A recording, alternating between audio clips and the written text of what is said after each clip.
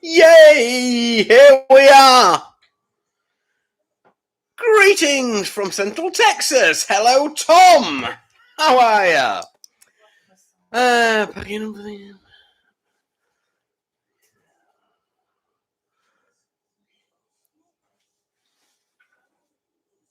Right. Bad hair day. Just a quick one. Somebody tell you you're having a bad hair day? No. I'm just looking at it and thinking I've got a bad hair day. Let's wait until we've got a few more. And come on, people. Where are you all? Get on there. I need to tell you about what's going to happen. What's been happening? Testing. Can anybody hear me? Tom, can you hear me? Hello. Anybody? 9 people watching. Good morning. Can you hear me? Have you pressed go live? Yes, press go live, mother. Okay. Sounds fine. Cheers, Tom. Here we go then. We got a few more on yet or not? I've got the GoPro here. We're still on the GoPro 10. There's just bullshit. If you can see out the back, no truck. No bloody truck. Yes, thank you. We can all hear me. So here's the plans. This is just a quick go live I wanted to do, really. And I wanted to show you new guns as well. Look, we've got new guns. I know it's not the trucking thing and things like that, but I've got my guns out as well because I've got a short video I'm going to put up. So we're going to spice it up a little bit, and I'm going to show you behind what happens when I'm off and stuff like that a little bit. Went up to the woods yesterday with the lad on the quads across the street. Yeah. And this is Steph's new gun. This is a little 38. I want to show you and tell you about, because obviously a lot of the English, it's got infrared. You don't have the guns, yeah. A lot of them. And I know a lot of people like the guns, and I love the guns and things like that in the right hands. Guns don't kill people. People kill people. There you go. Remember that one. And we've got the 38 that I'm going to show you. 45, sorry. 2 very similar guns, but 2 totally different guns. And I'm just going to tell you what's going to be happening in the future as well. Well, next week. Here's what's going to happen before we get into the gun things. Next week we're flying to England on the 7th. On Tuesday, we'll be in England on Wednesday, staying in Hornsey for a bit, and then we're going up to Edinburgh. I'll be at the Truck Festival in Edinburgh on next weekend with Wittering Trucker. My buddy Wittering Trucker's invited me up there and got us a ticket to get in. You know what I like, tight Yorkshire bugger. I don't want to pay, do I? So we'll be in there stocking up on Yorkshire tea. So he's got a few of his trucks up there. Go onto his channel and have a look. Wittering Trucker. He'll be up there with a few of his buddies and their trucks. I think they've got 6 up there. So I'll be hanging around with them guys. Me and the lad will be.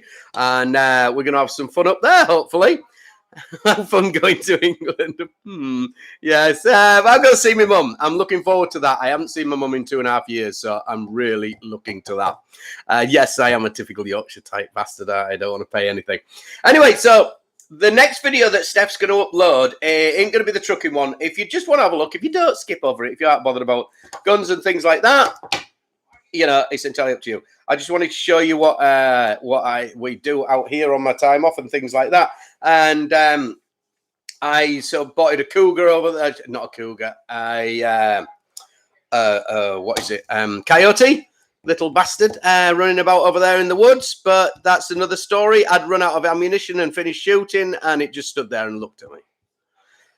They do cause a bit of problems. They haven't come over and touched my chickens yet. So to be fair, as long as they stay over in the woods, which is only just over yonder, they're all right there, I suppose. But so here's what we've got. This is the wife's new one. This is a little Ruger. This is, like I say, this is a like a 9mm basically. It's a 380, 38 or something like that. It's got infrared sight on it and everything like that. Very similar to the 45, but obviously, as you can see, it's a lot slimmer. And in the next video Steph's going to put up, there'll be a lot of, I'll show you me shooting it very badly because I haven't been out for ages. You can see the difference as well. Obviously, when you've got different size shells, I haven't got any shells left for the thingy because I run out. These are a lot bigger than what will go in the other. So that makes it a lot lighter as well than the 45 does. So to carry this anywhere in a handbag or anything like that is just ridiculous. I see people every now and then carrying these on the sidearm. The police use them and stuff like that. They're a big, heavy thing. They're just too big to carry about, really. So I wouldn't personally. It is for if I don't know, whatever, shooting and practicing and enjoying and stuff like that. Whereas this is a classic. It really is a lightweight little thing. And of course, with the ammunition being a lot lighter and stuff like that, I think I got about 8 rounds into it as well, which is really good, you know. The only thing I did find is the trigger is really far in. You've got to really pull that trigger. So I've got to get used to that. You can see it didn't start firing until you got right back into there, which is, you know, a hell of a way compared to the Glock, which is a lot more expensive gun and stuff like that. You've got your feather trigger right on the end there, and you only have to just push it back and... Pardon? You can adjust it like you can a clutch. Oh, Steph says, shouts to the back, I can adjust the Ruger like a clutch, apparently.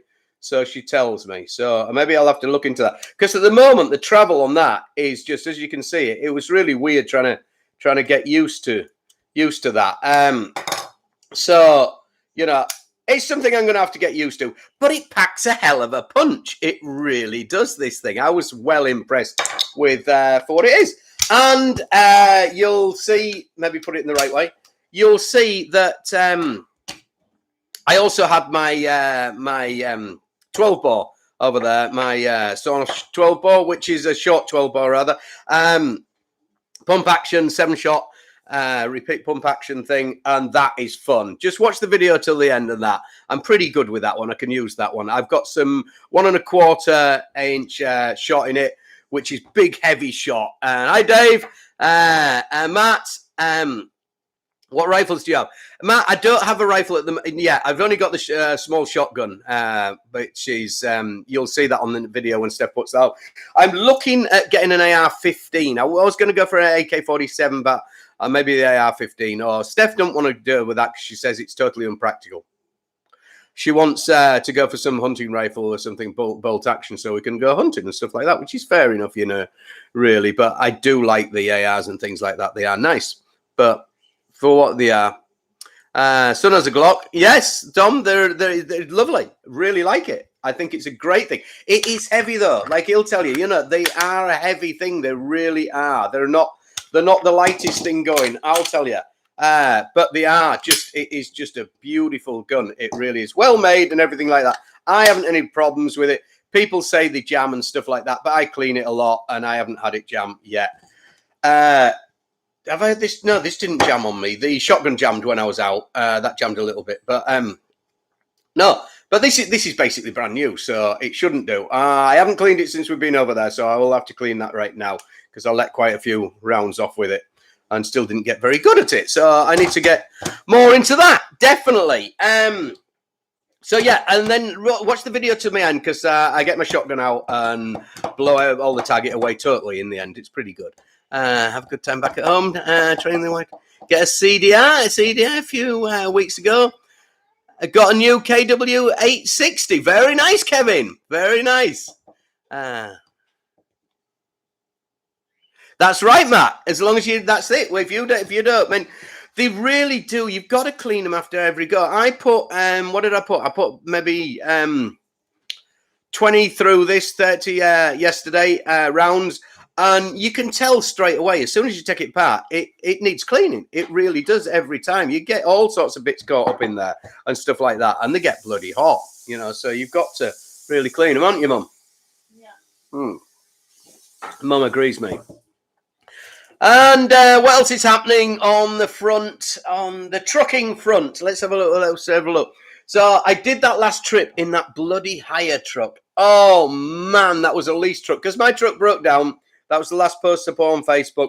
It was, what happened to it? It was basically a wire that had shorted out under the chassis that was going to my gearbox. People were saying, oh, you left it in gear, blah, blah, blah.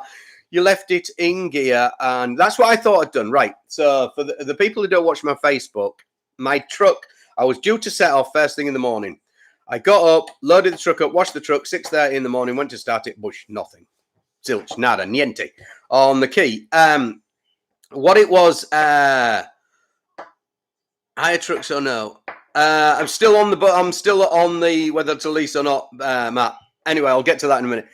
Yeah, so it wouldn't start at all, nothing. It was telling me I was in gear, stuck in gear, and my air pressure was down.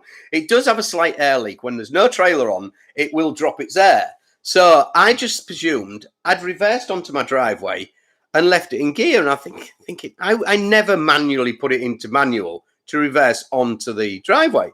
And it beeps at you anyway when you turn it on. If you haven't put it into neutral anyway, beeps like mad at you. So it's just a natural thing. Boom, automatic. You put it into neutral. So the only thing I could think, I left it in gear. So we blew the air up, air tanks and everything. No avail. Still won't come out of gear.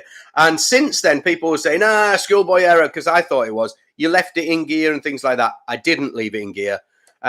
Because you can't anyway on all the new automatics. I don't know if you can older ones or not. I don't think you can on there, probably.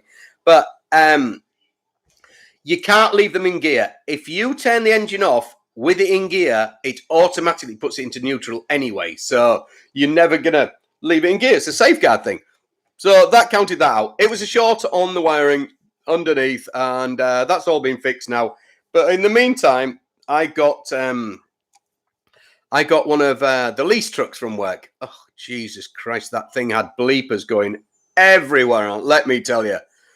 It had a sensor on the front, detector sensor on the front. You know, I've got a frigging great windscreen. I can see there's a vehicle. It's telling me there's a vehicle in front of me. No shit, Sherlock. And dig a little deeper, Watson. You know, I can see there's a vehicle, which, sometimes it's a good thing and a bad thing, and not like that. But when you're in traffic and you can't turn it off, because it's just coming all the way through Seattle, you've got 200 plus miles coming through there of a lot of traffic. It's constantly beep, beep. And it's like, that would be a game changer for me. If I went to a company and that was the truck they offered me to drive constantly, I'm sorry, I just wouldn't be doing it. That is some prick in an office somewhere who's designed that, who said that would be a good idea. You know, in some ways it's a good idea, in some ways it isn't. If it was our own vehicle, I could turn that off, the option. Because it's a lease vehicle, I can't go into the menu, I can't turn it off and things like that. I heard a lot of people complaining about them as well and telling me that you can't, it puts the brakes on for you. It puts the brakes on automatically and things like that. Oh, what happens if it does it in snow and it's scary and it puts all the brakes on and things like that and locks up and locks the brakes off? Bullshit. You need to learn to drive that truck. That's what you need to do. You need to drive it a little bit more. I did think that at first because a car pulled out in front of me and it put the engine brake on first. It's bleeped at me first to warn me there was a vehicle in front of me, put the brakes on, and it did partially put the brakes on because the vehicle in front slowed down. But the red light on the dash does bleep 3 times to warn you it's going to start braking. It's not as though it bangs your brakes on automatically. But the way around this is, if you take up, this is only if you are in cruise control or you aren't touching any of the pedals, this will happen. If you hear the beeps, you've got 3 seconds or so before it'll go, or less than 3 seconds. If you actually touch the throttle or the brake, it will override that and you're in control because the computer knows you've got hold of it. So then it isn't going to put the brakes on for you. You know, that's where you got to do it. If you just sit there, it will slam them brakes on. So if you're on snow or something like that, it could be pretty dangerous. It really could. But if you drive it properly and get used to it, yeah, the beep is just something else. The sensor. But going to the one down the passenger side, that is amazing. That is a brilliant. I think all trucks should be fitted by that with them manually. You know, but out the shop, everything should be fitted with that detector down that blind side there. Fantastic idea, really is. You put that indicator on, it goes ballistic if there's a car there. You know, which a lot of accidents are done with cars hanging down the inside of you. They like get all snug down there, don't they? And that.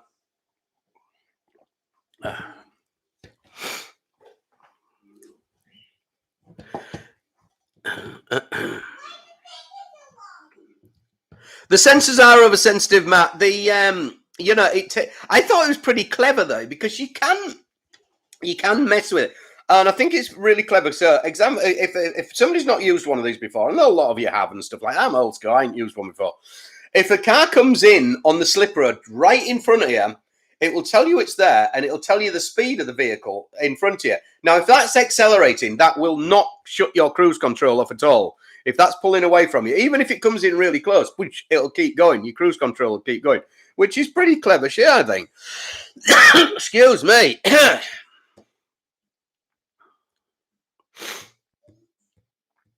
Yes, you can't see cars down the inside. Now, I will admit, I hit 2 or 3 cars years back before we had those top mirrors that actually looked down when I had my Spanish wagons. Every one was in England. I think I hit 2.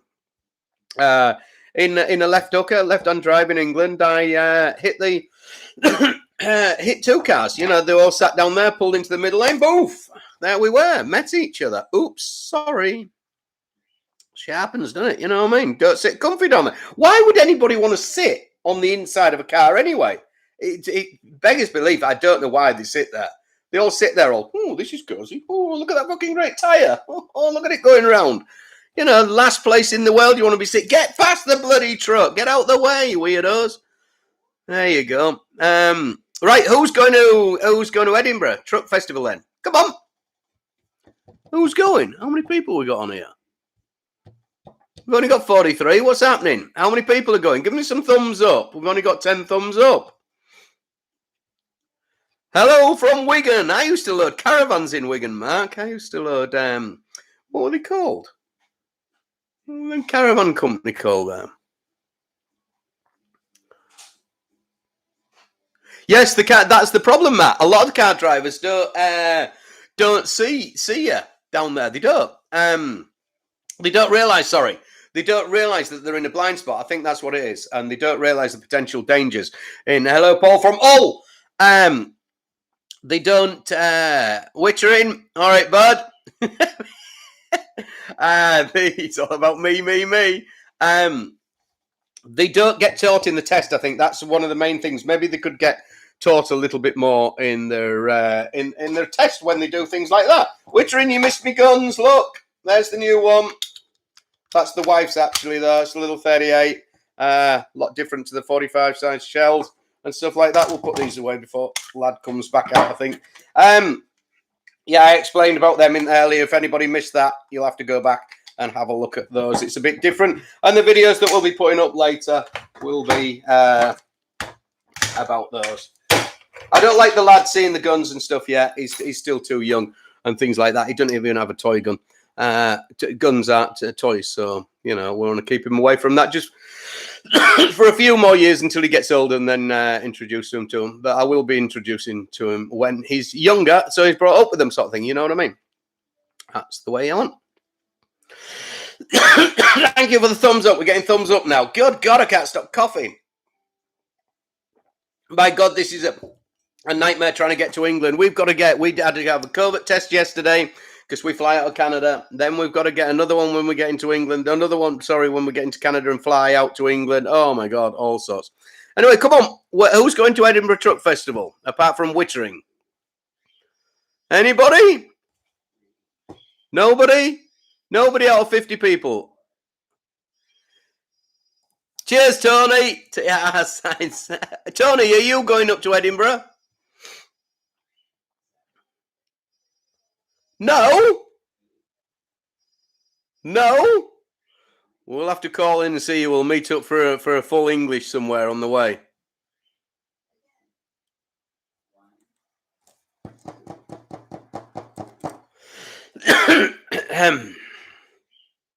Come on then, let's have a question or something. Let's see if we can have a question. Otherwise, I'm out because I've got things to do. We've got things to do, places to go and pack and get ready before we move out.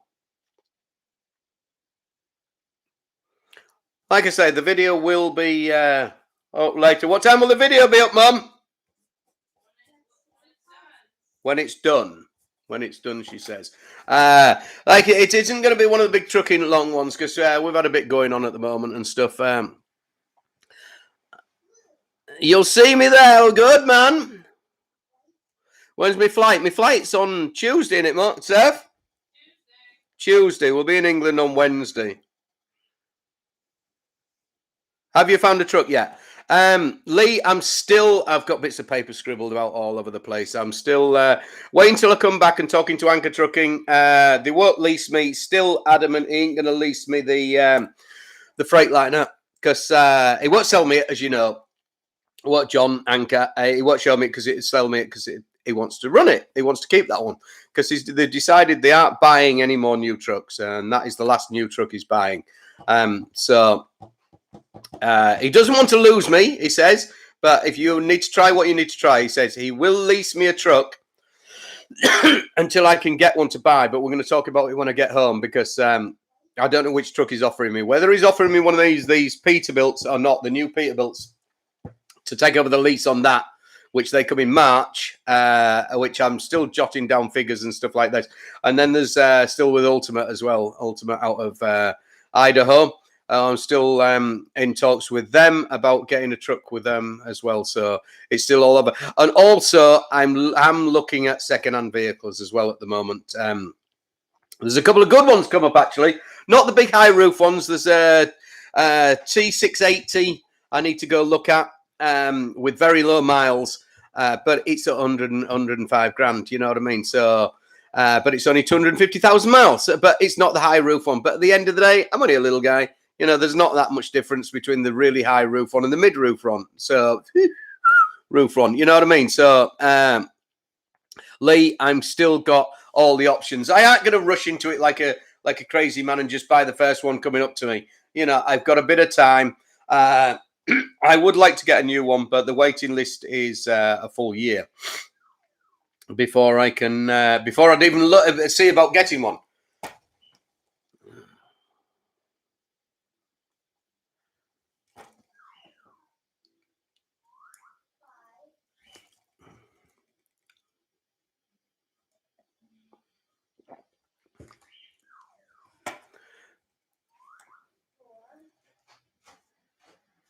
Okay, Lee, he's down there in, yeah? Has he got trucks for sale down there? That's a long way for me to go. Do they pay sales tax? I ain't in a state that pays sale, do I? We do here. It'll be an auto gearbox. Anthony, it's going to be an auto gearbox, Tony. I aren't going. I'll never go back to manual. I will never ever go back to manual. I'm not a big thing on them. It's. I think manuals, autos the way forward. People need to learn how to drive it in manual. The auto in manual. That's the only problem. If you can drive it in manual, jobs are good and in the snow and everything like that. I love them. I really do. Better fuel economy, less wear and tear. You know. And people say, "Oh, what if they go wrong?" The old school out here with the great big gear sticks and all that. What's all that about? They. What if it goes wrong? What if it does go wrong? What if your manual goes wrong? You know, what if this? You've got to go way, way back for old school cats and things like that if you want something you can mend yourself now. Pre what? 2008. You aren't mending it much yourself anymore. You know what I mean? Less than that, probably. The 10 of the century, 2000. You aren't mending them much yourself unless you plug in a computer in. You know what I mean? You can rag that gearbox out and shit like that in an old one. Happy days. You get under it and do it. I ain't. That is for sure. Yes, I am buying my own truck. Or leasing or doing something. Okay. What day? Twittering. What day am I going? I'll be... what day is sending me there? What? To Edinburgh.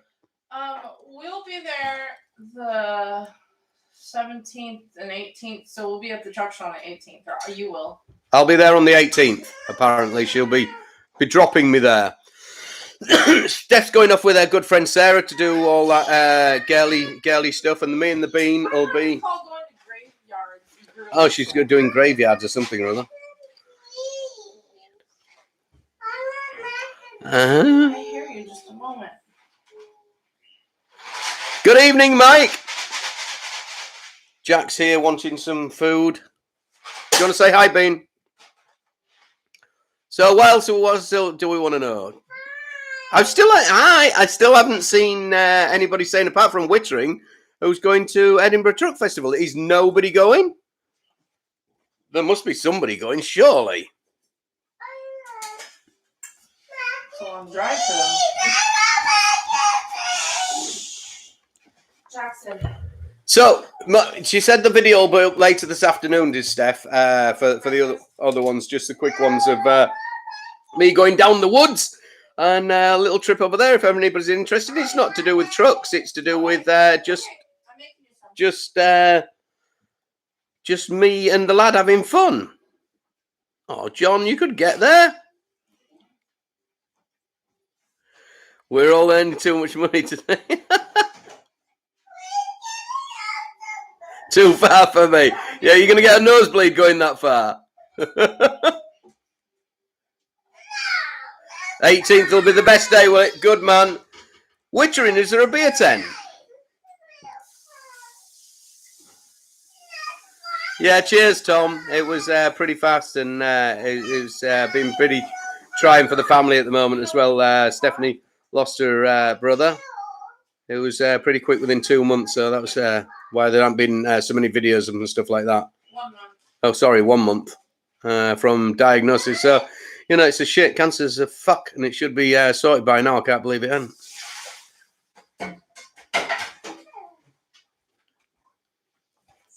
You don't do Scotland if you can help it. Come on, Mark. Scotland's a brilliant place. Beautiful. Looks like here. Yeah, it looks like here. What? Okay. Is Oregon close to the UK? Is that? 5,000 miles, I think. Depends which way round you go.